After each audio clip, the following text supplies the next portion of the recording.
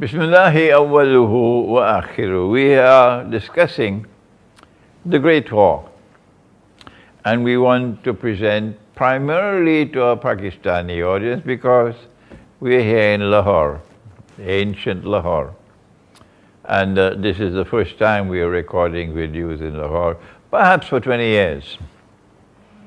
And we're trying now to explain the subject of the Great War, in which we said weapons of mass destruction will be used as never before in history, and millions would die.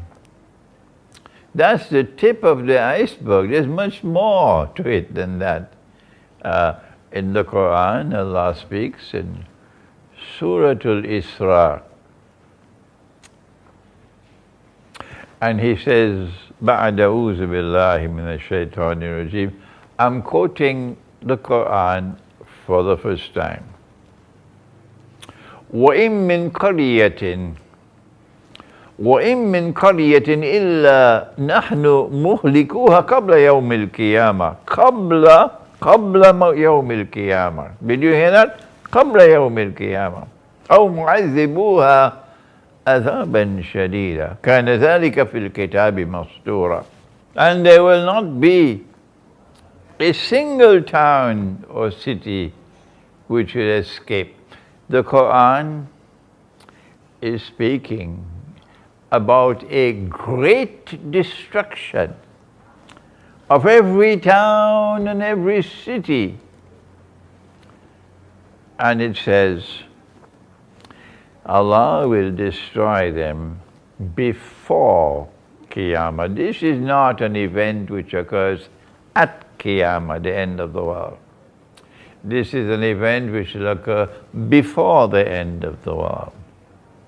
And those towns and cities which escape destruction would be punished with great punishment.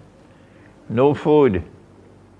Food supplies are disrupted by nuclear war. No water. Water supplies are disrupted by the Great War.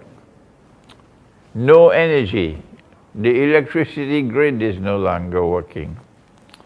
So those who are living in the remote countryside, they can survive. But the 10 and the 20 and the 30 million people living in the big cities that Dajjal has created, for them it's terrible punishment. And this will take place before Qiyamah. But Allah is a just God. Everything in this world is built on truth. And truth is founded on justice. So Allah will not destroy a people who do not deserve to be destroyed. So who are those who are at the top of the list who deserve to be destroyed? The answer for anyone who has even ₹5 rupiah, but 5 rupees worth of common sense and knowledge, is modern Western civilization. So the schoolboys can continue taking money from the CIA and taking weapons from the CIA to go and launch their bogus jihad in Syria, so that the new Ottoman Empire can expand and Syria will become a client state of Turkey. We are not fools. We have heads on our shoulders, and we can understand what you cannot. So ISIS will take money and take weapons, state-of-the-art weapons, to launch their bogus jihad, and to expand, to remove Assad. You can continue with your efforts, but we know that Allah will not punish a people who do not deserve to be punished. And those who deserve to be punished, most of all, is modern Western civilization and the CIA and all its wickedness all these years. And the clients of the CIA in our midst, who support the CIA, like Saudi Arabia, and like Erdogan in Turkey, support the CIA with all this massive intervention to topple the government of Syria, Allah is going to destroy them. They are the first on the list. سَنَفْرُغُ لَكُمْ أَيُّهَا الثَّقَلَانِ. If you didn't know it before, Imran is telling you today. This is the top of the list for destruction.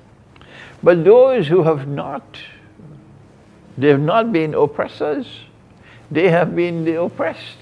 Why will Allah destroy them? So this war is coming. And we have said in this book, the Quran, the Great War and the West, that modern Western civilization will be crippled by this war. 300 years of rampaging through the world, bloody footprints on the face of the earth from the modern West will come to an end. Will come to an end. But then what? What kind of world will there be after the Great War, in which NATO and NATO's satraps will be waging war on Russia, modern Orthodox Christian Russia, which follows Jesus, and a China which is in alliance with Russia, a China which refuses to bend its knee in submission to those who are ruling the world today. Their plan is to provoke the big war for an easy reason to understand. They hope that in this great war, these two powers would mutually destroy each other. Do you understand? So there will be no more Western civilization after the war, no more NATO, but that Russia and China will also will disappear as powers. That's their hope and plan. And when both this side and that side are mutually destroyed, the road will then be opened for Israel to replace the United States of America as a new ruling state in the world. And in the same way that Pax Americana replaced Pax Britannica, but the schoolboys don't know about that. All that they know is to criticize Imran, who said, get lost. In the same way that Pax Americana replaced Pax Britannica, similarly, Pax Judaica will now replace Pax Americana. This is their planning. What is Allah's planning? This is what we need to explain and understand. How should Pakistan respond to the Great War? There is an ominous warning in the Quran. Don't go for guidance in someone who is getting dreams and visions.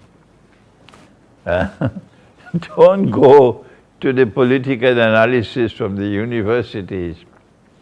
Don't go from this one and that one and the other one to get guidance. Where do you look for guidance? Pakistan? Where? The answer, of course, is in the book of Allah, the Quran. And if you don't have scholars who are capable of going to the Quran and locating in the Quran that which explains the great war that is coming, that's sad. But I'm sure you do have such scholars. Maybe you're not listening to them. So I'm here in Pakistan for the first time in many years to share with you, as gently as I can, an explanation of Pakistan and the Great War. Allah warns in the Quran, إِنَّ اللَّهَ لَا يُغَيِّرُ مَا بِقَوْمٍ حَتَّى يُغَيِّرُ مَا بِأَنفُسِهِمْ. Allah will not change the condition of a people, regardless of how pitiful it may be, unless and until they take the initiative using Allah's guidance in the Quran, to change their own condition. So if Pakistan is to prepare for the Great War, is it not simple to understand that your preparation for that Great War must commence from the Quran? Is that so difficult to understand? And if there are those who are offering an analysis based on the Quran, you should show respect for them and listen to them. If you do not do that, if you remain with your arms folded and you do nothing for the next 4 years, you do not go to the Quran for guidance. And when you go to the Quran for the guidance, the Quran tells you, follow him. This man who was sent to teach the Quran, Nabi Muhammad alayhi salatu wasalam. Allah is telling you in the Quran, follow him, follow Nabi Muhammad alayhi salatu wasalam. So not only do you have to look for guidance in the Quran, but you also must look for guidance in the Hadith, in the Sunnah, to the extent that it is in harmony with the Quran. Because the Quran is absolute truth, al-haqqul yaqeen. The Quran is absolute truth, al-haqqul yaqeen. And nothing else shares that status. So it should be elementary for you to understand. They will never understand it in the Darul Uloom. That's why I'm leaving them, I'm moving on. They will never understand it. But for you it's simple. Since this is absolute truth, and nothing else shares that status, the Quran must sit in judgment over the Hadith. If the Hadith speaks about Ghazwatul Hind, for example, which is now a matter of importance for Pakistan in the context of a war which is coming, you do not simply accept the Hadith on Ghazwatul Hind, or a war which they interpret as a war in which Pakistan will defeat India. Muslim Pakistan will defeat Hindu India, and Muslim Pakistan will then rule over Hindu India. If this is what it says, this is their interpretation. Of course, at the time of the Prophet ﷺ, Hind was not India. Hind was this whole subcontinent. But never mind. That's their thinking. The Quran must sit in judgment over the Hadith. And when the Hadith is in harmony with the Quran, we accept it. But we have to check out the Hadith and do the intellectual work, the research work, to see whether or not the Hadith is in harmony with the Quran. And that's not a work for schoolboys. No. And I'm inviting Pakistani scholars, inviting you to take a look at this Hadith about Ghazwatul Hind, because it seems to have captured the imagination of many people, including scholars. And it is pivotally important. You have to address it. Is this Hadith in harmony with the Quran? That's the homework which has to be done. Now then, if a great war is coming, and it might come within the next 4 years, and I hope I'm wrong, what are the implications for Pakistan? Thank Allah that Pakistan has not betrayed the Quran, and Pakistan is not a member of NATO. Thank Allah for that. Let the sheep and the cattle and the goats and the camels stay with NATO, but we are not a part of NATO, and we thank Allah for that. But I want to share with you my view that not only would the world of Islam not be participating in the Great War, only those satraps of the West will be joining in that war, not the rest of the world of Islam, confirming what the Prophet said, and whosoever joins with them belongs to them, not to us. وَمَنْ يَتَوَلَّهُ مِنْكُمْ فَإِنَّهُ مِنْهُمْ إِنَّ اللَّهَ لَا يَهْدِي الْقَوْمَ الظَّالِمِينَ. Surah Al-Ma'idah. I therefore want to make this first statement. I do not anticipate the world of Islam participating in the Great War. It's a war between the West and Russia and China. And those who are supporters and clients of the West will be joining in the war. What is Pakistan's role?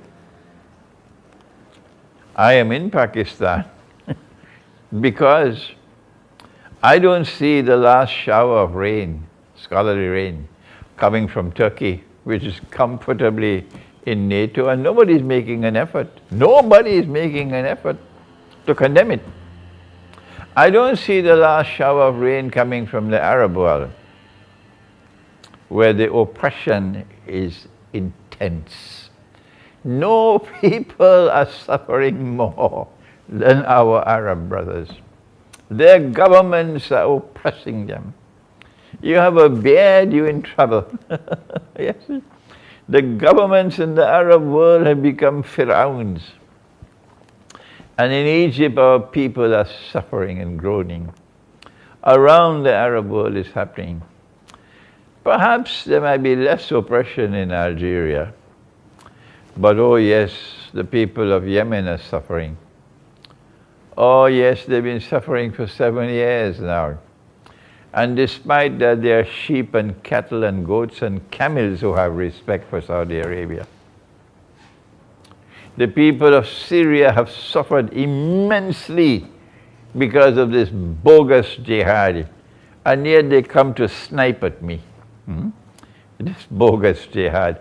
The people of Iraq have suffered so much. The people of Libya are suffering terribly. Around the world, our people are suffering, in the Arab world particularly. But we don't see Arab scholarship recognizing Gog and Magog. No. We don't see Arab scholarship recognizing that Gog and Magog are those who control power in the modern West. So that's why I'm here in Pakistan, because I believe that Pakistani Islamic scholarship, inshallah, will emerge, which will be the last shower of rain.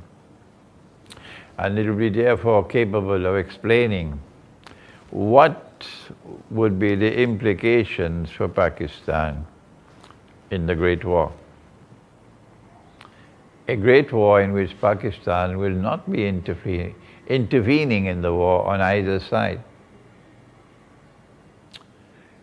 And my answer is that in the same way that the First World War and the Second World War, in which millions died, they had to be waged by the West in order to bring about the transition from Pax Britannica to Pax Americana. So too I am explaining to you today my eschatological view that the great war which is coming is a war which is planned to make possible the transition from Pax Americana to Pax Judaica. And when that transition takes place, then Israel will replace the United States as the ruling state in the world. Is it possible that this would happen?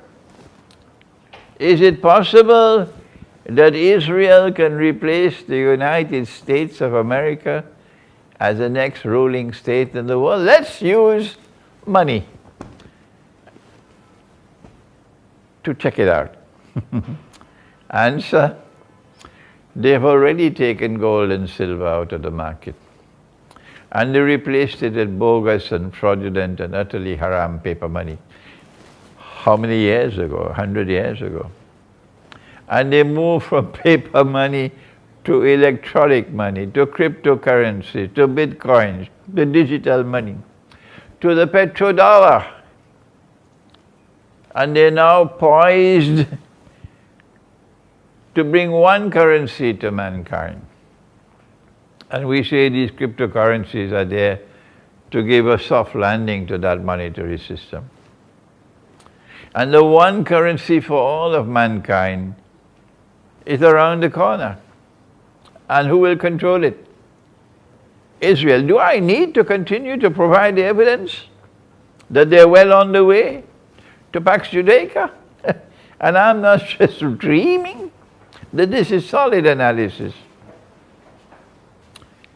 The implication for Pakistan of the Great War is that Israel wants to replace the United States as the next ruling state in the world.